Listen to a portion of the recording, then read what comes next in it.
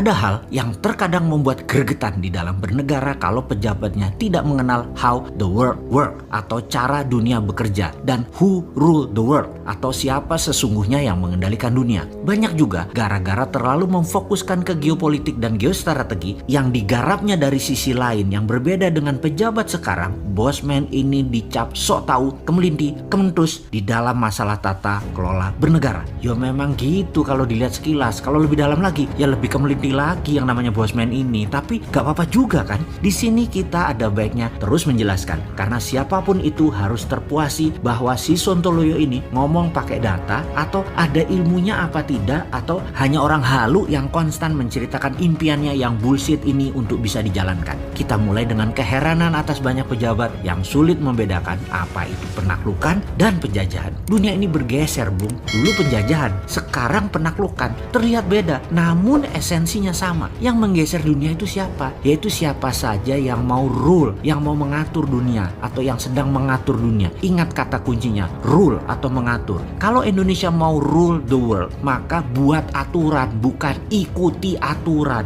Mulai paham mengapa berkali-kali si Sontoloyo ini mengatakan negara tidak berdaulat selama mengikuti aturan dari globalis atau dari negara kuat lainnya. Kita mulai dengan who rule the world. Mereka ya ruling the world punya dua cara, conquering atau penaklukan, yang kedua adalah colonialization atau penjajahan. Penaklukan adalah mereka mengambil apa yang mereka butuhkan dengan paksa. Kalau penjajahan, mereka bukan hanya mengambil apa yang mereka butuhkan, tapi menetap, tinggal, mencaplok wilayah dan mengendalikan wilayah tersebut dengan aturan mereka. Amerika itu strateginya adalah conquering. Timur Tengah ditaklukkan, minyak dan gasnya dikendalikan, diambil. Indonesia dan negara penghasil kekayaan alam, energi terbarukan maupun mineral tambang ditaklukkan dengan berbagai tekanan. Amerika yang conquering pemerintahannya, kemudian yang mengkolonisasi adalah swastanya Amerika. Tiongkok menggunakan koloni atau penjajahan, uang Tiongkok, tenaga kerja Tiongkok, mesin teknologi Tiongkok, wilayah hasil alamnya seluas-luasnya dikuasai sampai bahan bakunya habis di negara lain tersebut, lalu hasilnya setengah jadi, produknya tadi diambil balik ke Tiongkok lagi. Tiongkok yang conquering pemerintahnya, yang mengkoloninya BUMN Tiongkok. Kelebihan Tiongkok adalah karena basisnya negaranya adalah komunis, dan komunis itu punya ciri yang sama dimanapun komunis berkuasa. Kuat sekali propagandanya dan kuat sekali mengendalikan informasinya, baik yang masuk ke Tiongkok ataupun yang keluar dari Tiongkok. Semua didesain, semua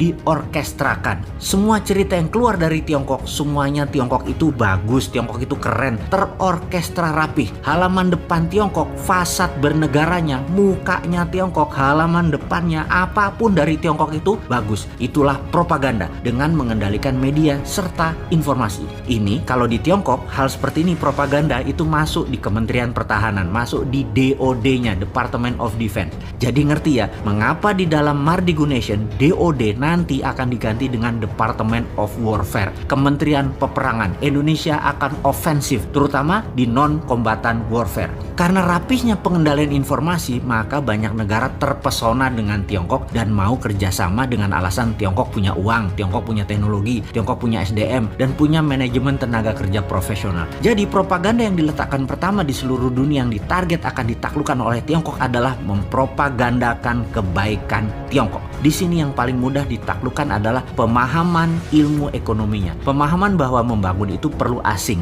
Uang Indonesia nggak punya. Untuk membangun perlu FDI. Wih, cocok lah. Kena sudah di banyak negara strategi itu, terutama yang pejabatnya lemah. Nah, di sini kita harus membantu bangsa dan negara menyelesaikan masalah kekisruhan ekonomi yang saat ini dipukul oleh pandemi, yang hingga saat ini strategi menaklukkan COVID masih pakai vaksin, belum pakai kekuatan diplomasi luar negeri. Kita masuk ke visi how the world work sekarang. Bagaimana cara dunia bekerja? Ada sebuah website yang menghitung hutang semua negara. Klik saja di worlddebtclocks.com.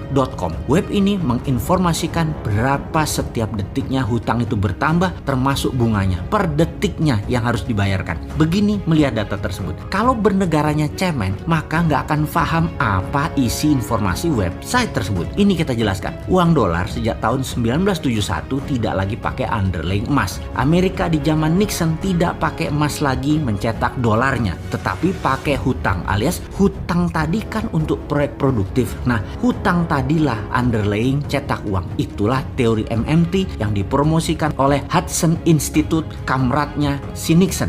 Jadi dalam website worlddebtclocks.com terdapat angka, dan sebanyak itulah uang dolar dicetak oleh Amerika yang menghutang tidak hanya negara tapi swasta Amerika, juga negara Amerika juga ikut ngutang. Ingat, hutang Amerika itu besar tapi hutangnya dalam dolar juga, dalam mata uangnya juga, duit mereka sendiri. Jadi ya dicetak langsung ya langsung lunas. Tapi mereka tidak lunasi biar membengkak untuk bisa cetak uang lagi. Selama peminjamnya kan harus ada hal yang produktif. Selama uang dicetak untuk hal produktif, uang itu muter berlapis-lapis. Itulah yang tidak akan membuat dolar inflasi. Jadi kata inflasi juga kata defisit sebagai penganut MMT itu hanya mitos, itu hanya propaganda. Dengan cerita singkat ini mudah-mudahan paham maksud dan tujuannya ya. Pertanyaannya, berani nggak tidak mengikuti globalis dan berani nggak tidak mengikuti negara pengatur dunia? Berani nggak independen? Berani nggak nyetak uang sendiri? Berani nggak ngelawan itu semua?